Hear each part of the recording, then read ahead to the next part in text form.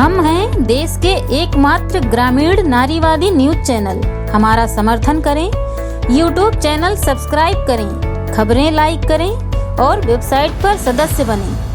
पहाड़ों के खनन के मामले में कबरई एक फेमस जगह है, जहां पर बहुत सारे पहाड़ और क्रेशर हैं।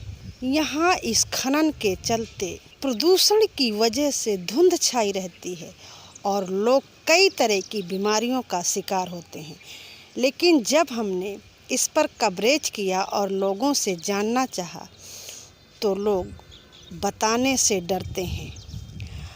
उनका कहना है कि प्रदूषण को लेकर वो नहीं बैठ सकते, क्योंकि इन्हीं पहाड़ों की वजह से उनका पेट चलता है और उनको रोजगार मिलता है। तो जिस तरह से स्थिति है वो प्रदूषण की तो है ही, पर उनको प्रदूषण से कहीं ज़्यादा काम की ज़रूरत है। इसलिए उनके लिए जो चल रहा है वो ठीक है। तो पहले पहाड़ों में मजदूरी करती थी? पहाड़ों में पहले मजदूरी की। कितने दिन तक करी है मजदूरी पहाड़ में? बहुत है, तो आदमी कितना पर हो रहा है, बहुत आदमी रहा है। पहाड़ों के कारण पानी नहीं रहता। हाँ, पानी नहीं है पहाड़ के, बहुत दूर जाकर पड़ा तो पानी।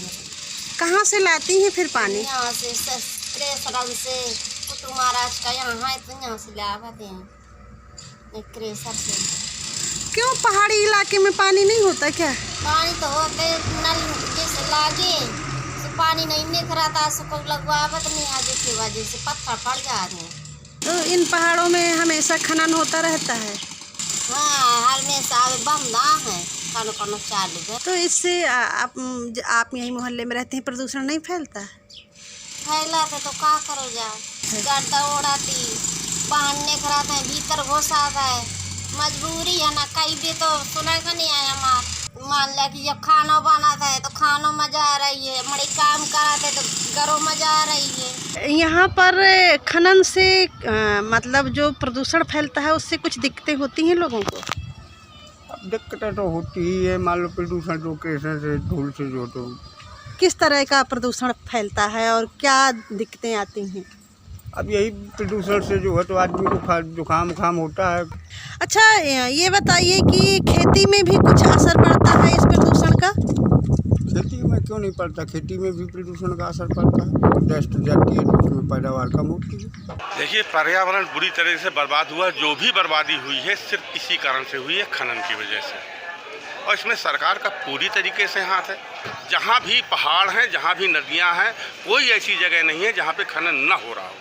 क्योंकि हम बेसिकली किसान हैं और आज हमारा जो नुकसान हो रहा है, सिर्फ ना तो बरसात हो रही है पहले की तरह, उसका पूरे तरीके से जिम्मेदार पर्यावरण है। और पर्यावरण को नुकसान सिर्फ खनन से हो रहा है। जब हम प्राकृतिक संपदा को नष्ट करेंगे तो प्रकृति हमसे बदला लेगी। यहाँ पर सैकड़ों पहाड़ हैं जिन पर खनन होता है और पहाड़ों की स्थिति काफ़ी बुरी है।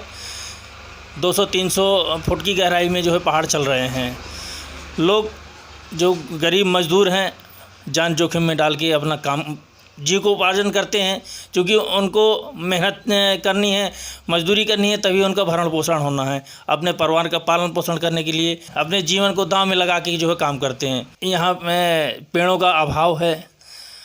यहाँ पर पेड़ होने चाहिए जिनके कारण ये प्रदूषण रुके।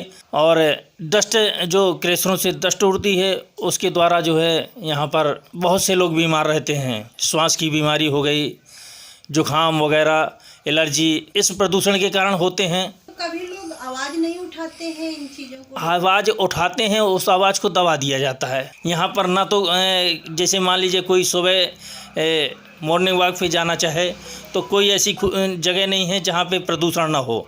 और जब धूल उड़ती है तो चाहे कांच के अंदर भी कोई सामान रख दी जाए तो उसमें भी धूल पहुँच जाती है।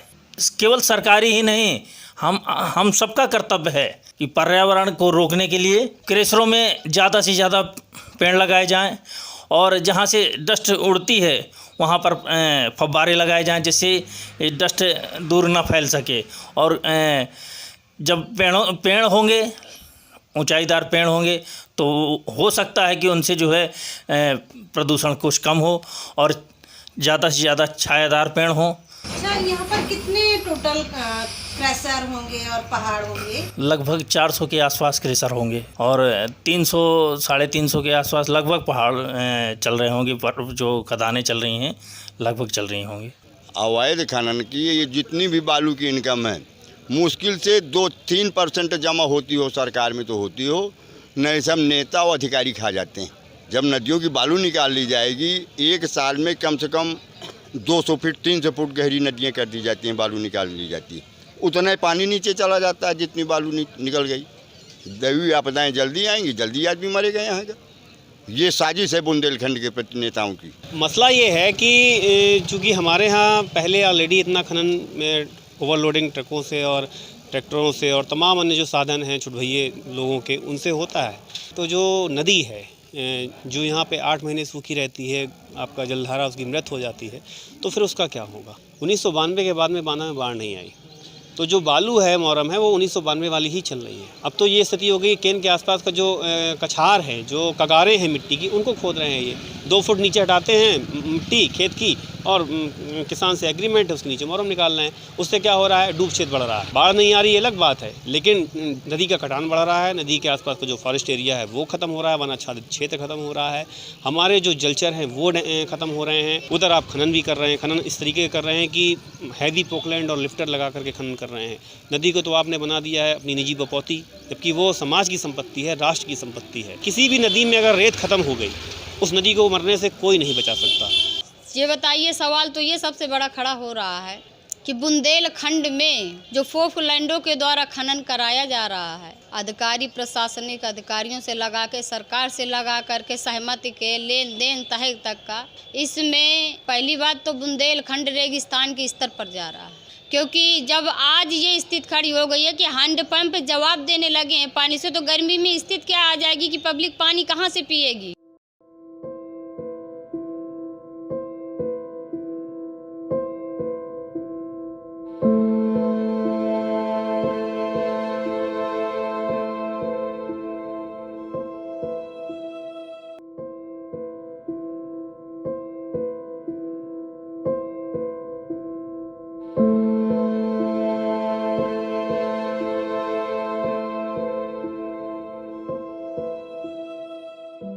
खबर लहरिया, आपकी खबर आपकी भाषा।